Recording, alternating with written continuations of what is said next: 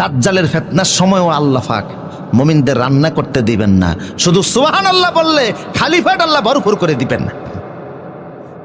তুআম ওয়া তাসবিহ, 3 বছর পৃথিবীতে কোনো খাদ্য হবে না দাজ্জাল যখন আসবে। কয় বছর?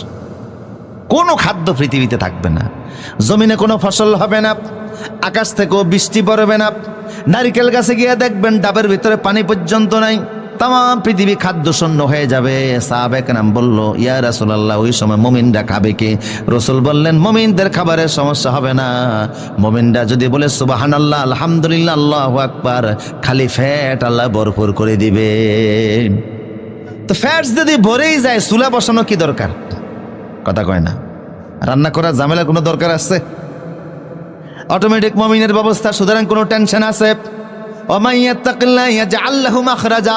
যে ব্যক্তি আল্লাহকে ভয় করে, এমন ভাবে আল্লাহ তার রিজকের ফয়সালা করবেন, সে টেরও পাবে না। একবার এক সাহাবী গিয়ে রাসূলের কাছে বলছে, হে রাসূল, আমার ছেলেটাকে অপহরণকারীরা অপহরণ করে নিয়ে গিয়েছে। আপনাদের কষ্ট হচ্ছে মনে হয় না? অপহরণকারীরা নিয়ে গিয়েছে।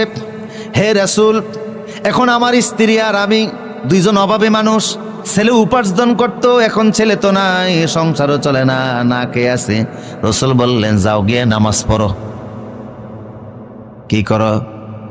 খেতে যাইতে বলছে, বাজারে যাইতে বলছে, নামাজ পড়ো। উনি নামাজ পড়ে গিয়ে স্ত্রীকে বলছে, খাবার টাবার আসছে না কিছু? বউ কয়, আপনি বাজার করছেন নাকি? কয় না। তাহলে খাবার আসবে কোত্থেকে? আবার গেছে, হে রাসূল, আমার ঘরের ভিতরে কোনো খাবার নাই, স্ত্রী বিপদের মধ্যে আছে, না খেয়ে আছে, ছেলের অপহরণ করছে। রাসূল বলেন, যাও নামাজ পড়ো। সুবহানাল্লাহ বলেন।